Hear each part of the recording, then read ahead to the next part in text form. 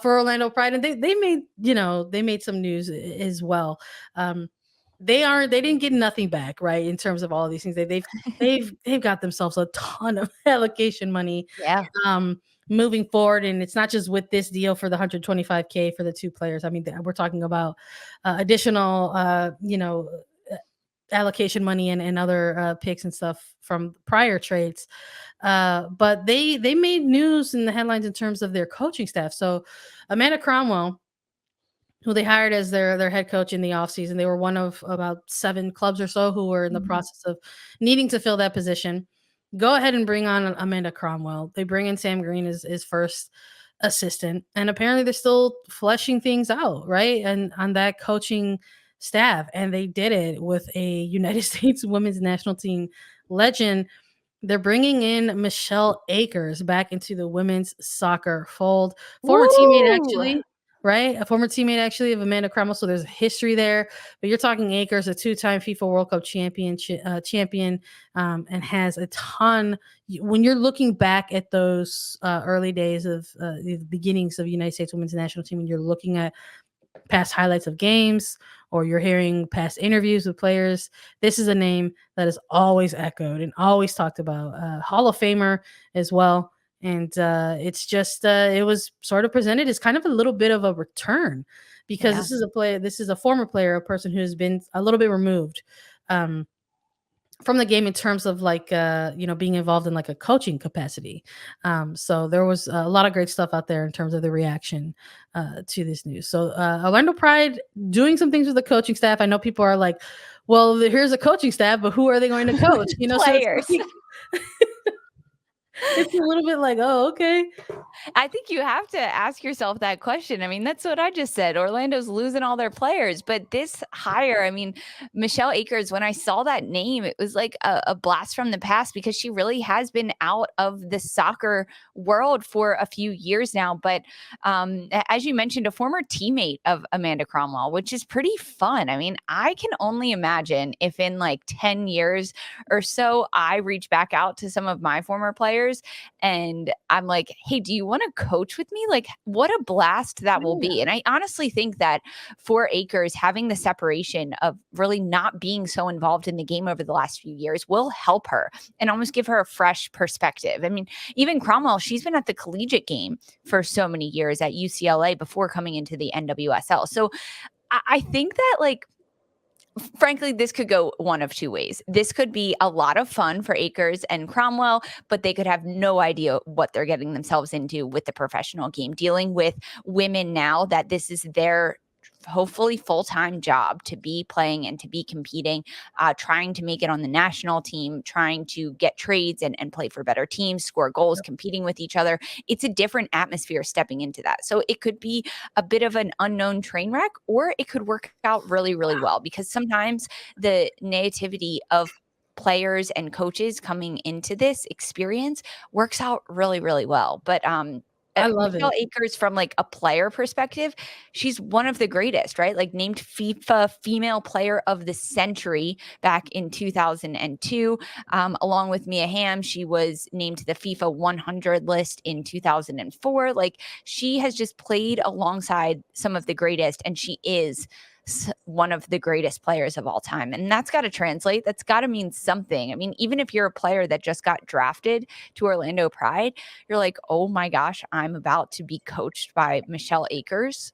Holy cow. Like, what? That's amazing. I mean, it could go that way, or it could go, like you said, what an unknown train wreck. That was impressive. It could go either way, though. That's a spectrum. Right? I think that's a spectrum. And I think that's part of maybe the fun in taking a look at the headlines of that and chatting with someone like that. And I think people need to remember that, this is someone that they're bringing in, yes, with a huge history in terms of the women's soccer game. But, it's coming in as part of the coaching staff and kind of in assistant capacity. So it's going to be a bit of a different angle that, in terms of responsibility, that she would probably be having as compared to somebody like a Cromwell, who is wearing the head coaching cap, or Sam Green, who's wearing the first assistant cap. And this is the year to do that, and the year to try this for Orlando Pride, because they've lost a lot of their star power, right, in players that they've traded away. It's a rebuilding year for them. why not try out some different things? Why not try out head coaches and assistant coaches? I like this, Yeah. this is the year to do it. Why not throw all the glitter around and Yeah. see what happens? No, I'm with you for sure on that. I mean, with the movement of players like Van Egmond and Korniak, and that's just the recent move to San Diego, not counting all the other player departures that have sort of come into play during this off season. Uh, Orlando Pride entered their expansion draft and their draft and targeted it, a certain kind of way. And they had a big pick in their first round in the NWSL draft and brought on a forward out of UCLA, Mia Official. And it was kind of touted, and we talked about this as well in our own spaces here and across CBS Sports and on Attacking Third, about how it was viewed as a really, really good pick. It was reuniting, a young player in Mia Official with somebody like Amanda Cromwell, two people who have had familiarity with the UCLA program. And even then, without just these recent moves from Orlando Pride, uh, Orlando was sort of being viewed as this team that's going into a bit of a rebuild, and that's starting with Cromwell and how this team is going to look moving forward, how she's going to flesh out this roster, what it's going to look like. And Fischel was viewed as maybe a piece of the future that could be, a what if sort of, in terms of young players to Mhm. build around. Now, on January the 9th, we talked about in another news and notes episode, right? A bit of a rumor that talked about how Mia Official could possibly be connected with Liga MX Femenil, with Tigres Femenil, one of the, if not most popular side in Liga MX Femenil. They're definitely the most winningest side with all their championships that they've, racked up. And we addressed it as a rumor because we were unsure, about it. It came out via, La Marca, and we talked about their reporting, and we said, hey, like we would love to see it, right? And turns out, Lisa, we didn't have to just love it. It got it became true. The rumor became truth, and I am just ecstatic about it. I think when we saw this happening in real time, you and I were like texting each other. We were like, "Oh, yo, this is This happening. We is got it. real. It's real." We couldn't wait to come back on an episode like this, right? Give it time to sort of marinate a little bit and come back and return and revisit it as something that's real now. And I got to say, I loved it. Watching this announcement of this player sign with Tigres Femenil, I think is huge. Again, we talked about at the top of this episode, Lisa, with somebody like a Sophia Jakobsen breaking a contract, terminating a contract with Bayern Munich to come to NWSL. And then you have a highly touted US prospect in Mia Official get drafted by the American Domestic League and NWSL by Orlando Pride, former coach of hers, right? Mhm. Uh, and before even, making the attempt to report to market February 1, signs with Tigres Femenil, and I loved everything that has been coming out of this signing. The way Tigres Femenil as a club announced it, presented it, the way that Me Official has sort of embraced, Mhm. becoming a player, becoming a face of this franchise has been absolutely delightful, and I'm here for it. I love it. I know we talk a lot about the women's game, right? And then sort of maybe look at the men's game and sort of see the inequalities there, the lack of equity and stuff like that.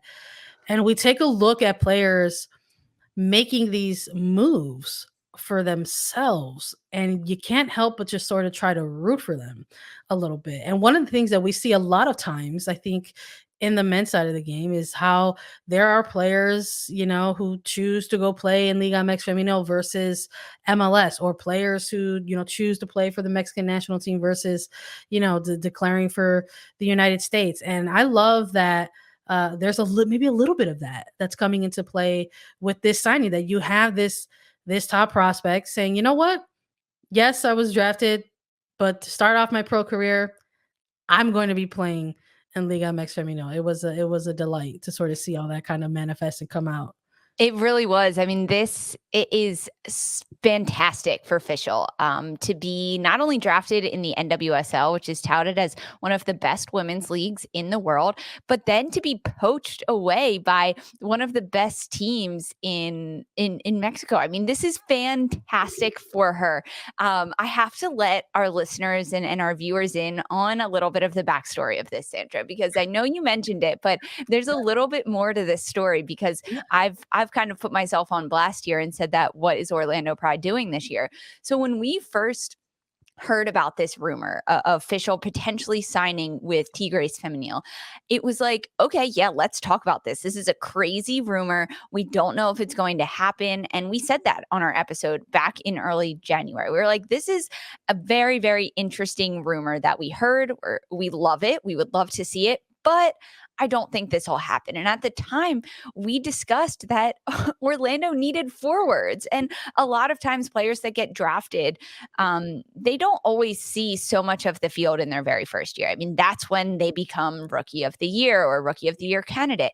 But at this point, looking at the Pride's roster and what Amanda Cromwell had put together, or rather lost in Alex Morgan and Jodie Taylor, just the pieces that were missing at Orlando. It was like they kind of need Fischel at this point. And Cromwell knows Fischel from the collegiate game. She coached her for 4 years at UCLA. So already like a seamless transition. I doubt she's going to let her go. She's not going to Tigres Femenil. And then bam, it happened. And that's why when we were texting about it, it was like, wow, this happened. We're so happy for her. But what the hell is Orlando Pride going to do now without this very high draft pick that they chose in the NWSL draft that is now gone? I love this though for her and for her professional development of the game. This is going to do wonders for her because she's going to get a lot of time at Tigres Femenil and she can make a really big impact and she'll learn different style to the game than she would have if she just stuck in the NWSL, stuck with her old college coach in Amanda Cromwell. The diversity that Fischel is now going to experience will be fantastic for her and the future of her soccer career. But I did have to let everyone in a little bit on our insight as this news was happening over the last week or so.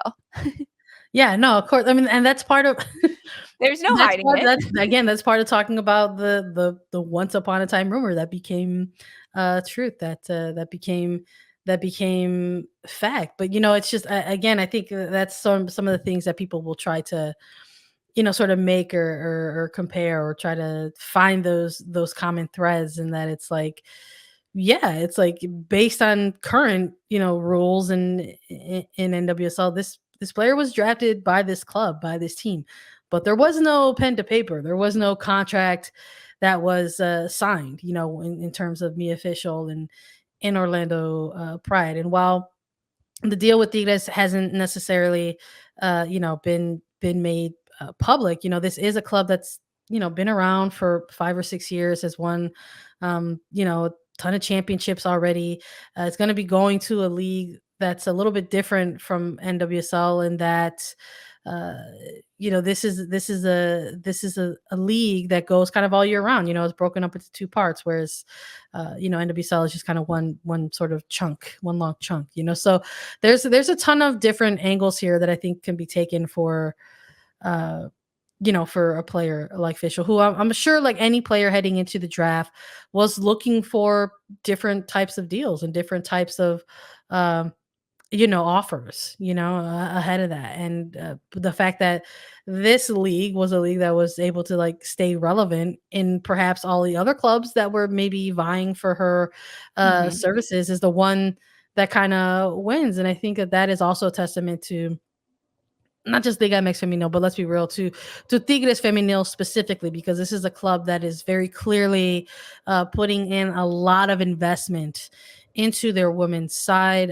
into their women's club team, and sort of showing, hey, if you come to Tigres Femenil, we are going to make sure that this is a place where not only you continue your development, but that you become a name, where you really do make a name for yourself. So they introduced her with with the jersey, the new number, as their new number 10, and that stuff is a big deal. So it was a delight to see. And I hope this is maybe just opening up the door a little bit to maybe seeing some other things like this. Definitely the feeling that yes, Mia Fishel is the first player in NWSL draft history to be drafted by a team and then opt to go to Liga MX Yeah. Femenil, but she's not going to be the last. And that is sort of the exciting angle about it, I think, for us to sort of talk about. But Lisa, this goes hand in hand with what you were talking about a little bit with like Orlando and the players and like what's going on in this and that, right? But Orlando did make a little bit of an acquisition of their own. They also engaged in an additional trade to get some forward options, right? They acquired Darian Jenkins in a trade, and they sent a natural second round pick in the 2023 NWSL draft with $75,000 in allocation money. Going from Kansas City, going to Orlando Pride now. So this is a forward that, she was somebody who in 2021 scored, I think, one of our favorite goals, right, during the NWSL season, and that was very, very exciting. And this is a player that has had to deal a little bit with some injury problems in the past. So I think this is a player that I think a lot of us watching are still sort of waiting for her to kind of have a bit of that breakout season, because she's had to navigate some things, whether it's been having to go from team to team in the middle of coming back from injury. So I'm hoping that in this move with Kansas City, that Darian Jenkins goes to a place like Orlando Pride in a phase that's clearly rebuilding, and going to be a player that's able to get consistent time, consistent minutes, and be able to maybe finally have that kind of breakout season that we've been looking for. I think we could actually really see that from Darian Jenkins, because she has so much of the bones already there to be a very, very good forward attacking player in the NWSL. And we did see so many glimpses of that during her time at Kansas City last year in 2021. There were moments, like you mentioned, her goal, that was one of our top goals of the entire NWSL season. Now, heading over to Orlando Pride, she is going to be training alongside players like Marta, players like Sydney Leroux that know how to score. Leah Pruitt is also there. So there's a lot of different attacking minded players that can show Darian Jenkins different styles of play. I mean, if Darian Jenkins can just learn one thing every single day in training from the players around her, I think she's going to be fantastic, right? Like, she's just going to continue to be that sponge to absorb all the information and to grow. She's a player that did deal with a lot and getting time, not getting time, and some injuries, and everything like that. But I think this could be a really big year for Darian Jenkins to prove that she deserves to be a starter, especially at Orlando Pride. And if she can start alongside Sydney Leroux, who is still at Pride at this point, that could be really, really fun magic between those two. I hope you're right, because I think when you're looking at that Orlando front line, if you're a fan of Orlando Pride, you're definitely looking at it and you're saying, who's our forward? And it's Sydney Leroux, but you got to have help. You got to have partnerships. You got to have collaborators, man, in this league. So I hope that some chemistry can be built a little bit more for both of those players in Orlando Pride, and maybe they can come out with something special in 2022.